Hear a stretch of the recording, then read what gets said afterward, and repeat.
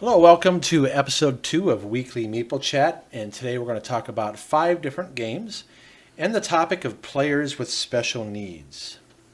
Hi, welcome to Weekly Meeple Chat. I'm Julie. And I'm David, and we are a couple who've been together for 22 years. Well, married 22 years. Yeah, we've been together, though, 26 years. Phew.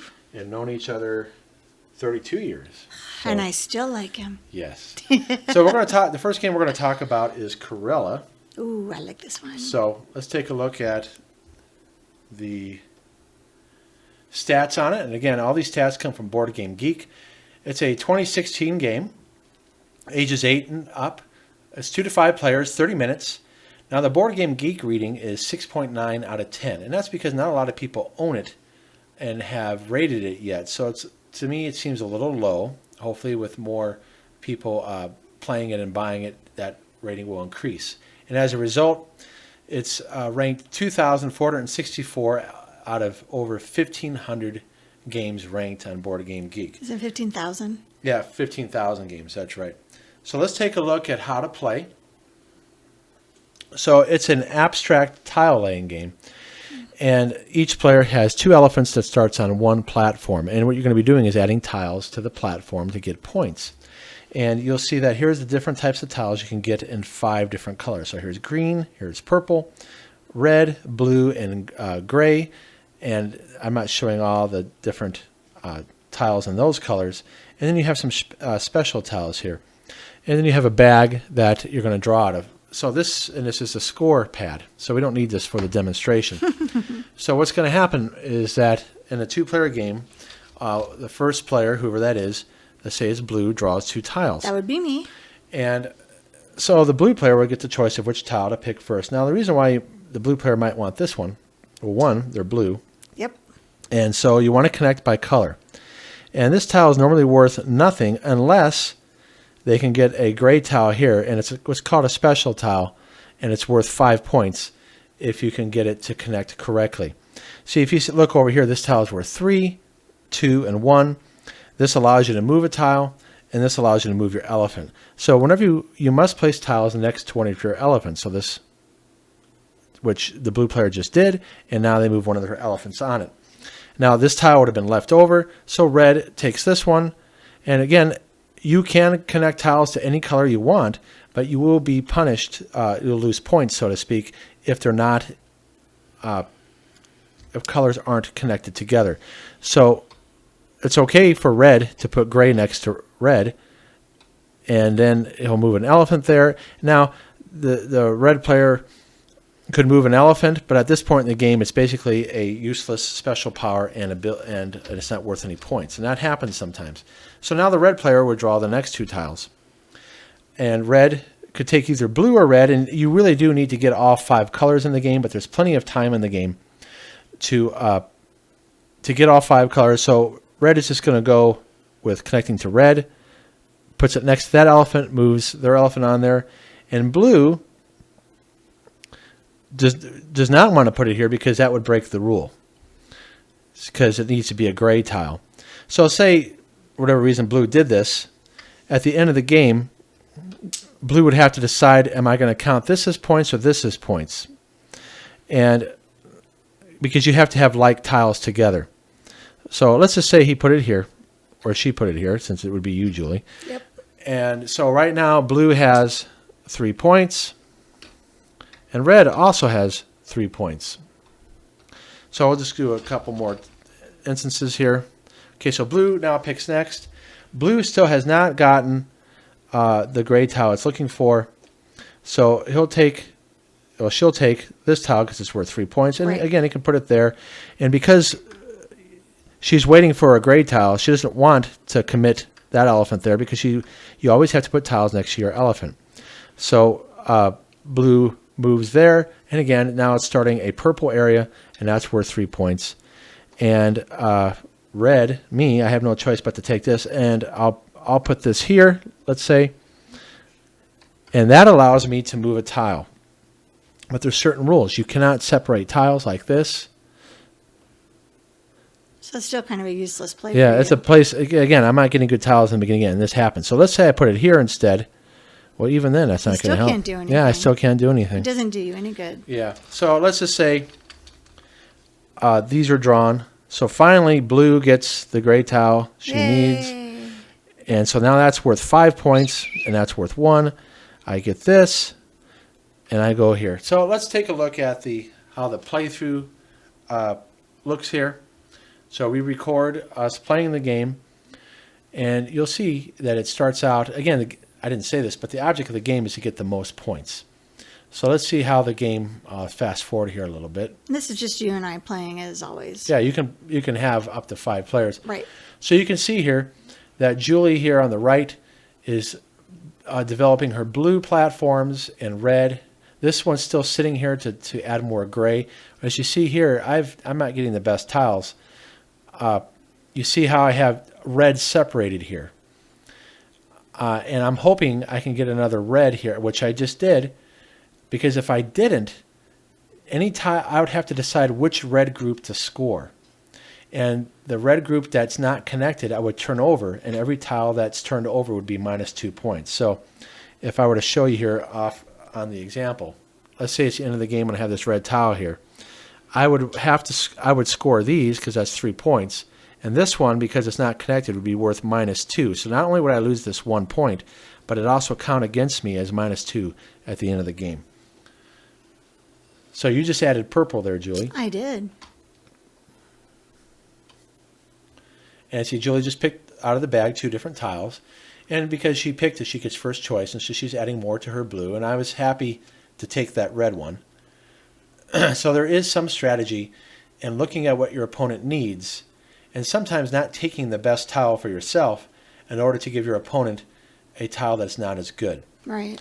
So if I go back to the example here that I'm working on here, let's say I did not want to add this green tile for whatever reason. You can turn over an elephant like this. You can do this twice and pass on that tile. So it's removed from the game. And I will, if you do not pass, each one of these elephants is worth 1 point. But now because I turned it on its side and passed a turn, I lost that point, and now I'm only going to get 1 point for that elephant. But then you're also, in trouble if you've passed twice and it's still a lot of game left to play. Then you are stuck with having to take what maybe you don't want to take. And so that's always kind of a risky maneuver too. Right. So if you pass too early, right, you will, you might be stuck getting tiles that you don't want. Yeah. So you see here, you're basically building your platform. Now, one thing I did not mention is that you can stack. So if you look at as it was playing here, you missed this move I just did here. You see how I have a purple one here, off here in the left-hand corner. It's separated from this other purple one. So what I did is I stacked a red tile on top of that purple one in order to avoid losing 2 points for that purple tile. So you can stack tiles on other tiles in order to get like groupings. But you can't do that if your elephant's on top of what you want to stack on top of. Right. Remember the key rule is that you can only put tiles next to an adjacent elephant. That's right. And I did review this, give my little opinion on Jules' reviews. So you might... on Dice Tower's Throat Punch Lunch, Yep. which she's renaming it. So you see I covered up another tile as well. And then Julie is in a situation over here where she has a gray tile over here, and she's trying to figure out how am I going to connect these gray tiles. That's right. And I don't know why. I don't know why you didn't put it there. I don't know. But let's see if we get to the end of the game here. I don't know why I did that. Again, you're trying to score the most points. There you go. So you can see now we're adding up our points. I think I did connect. I must have been able to move it because now I'm all connected there.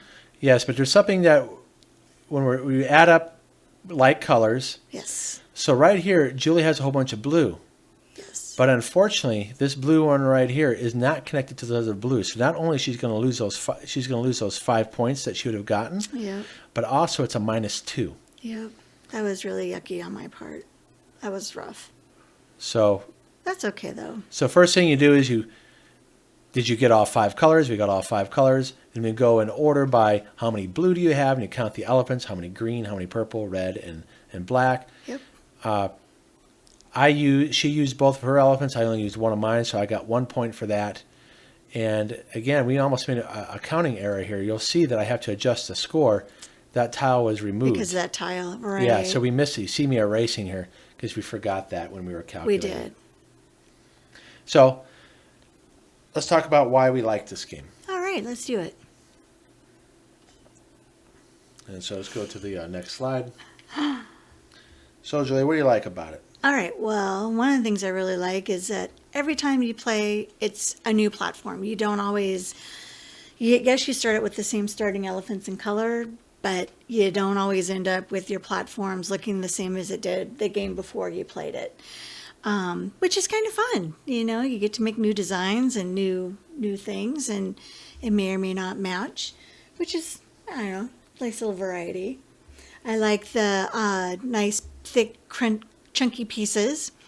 I find this is a very good two-player game. As we've mentioned before, we play a lot of two-player since our kids are older. The tiles, I think, are super pretty because I love the colors. I like the bright colors, the artwork. And I do think this is competitive because you are trying to get the best tile before your opponent. And you also want to get the most points. So that's what I feel about it. What about you? Well, for me, it's a satisfying abstract. We have a lot of abstract games. I'd estimate we probably have over 100 different abstract games. And this one is satisfying in a way that it's quick, it's challenging enough that I don't get bored with it. So but there's agonizing choices because you know that you might take a tile where it might be worth more points, but then it's separated from its similar color. So I might take that 3-point red tile, but it's far away from my other red tiles, and I'm hoping that I can connect it in some way, or get a special ability, like you see here, that allows me to move that tile later on. So I also like the thick pieces. It's quality pieces. Cosmos is a good company for that. And then again, we agree that it's an excellent two-player game, although we've played it with up to 4 or 5 players, and it plays fine as well. Yes, it does. And it's a limited player interaction, though. Other than trying to take a piece that the other player wants, that's True. About it. True. But that's all right. At least there's some player interaction. Some abstract games, it's unless it's something like chess or a two-player game where you're trying to outsmart your opponent. This one, and like Carcassonne, this is like a Carcassonne meets like a chess type game. Sure. Whereas Carcassonne, you're not really messing with each other Yeah. that much. But this one you can a little bit. Yeah. So let's see how we rated it. 10 for each of us. Yes. So let me go to that here. So we both rated outstanding. And Yep. we've played it 35 times since December. And that is indicative of how much we like it. And we're still playing it a lot. Oh, and yeah. we teach other people. So this is a game that we will play with friends that come over and family. Yes, we will. So that's Corella. All and right. we'll talk about the next game here in just a moment. All right. Thank you.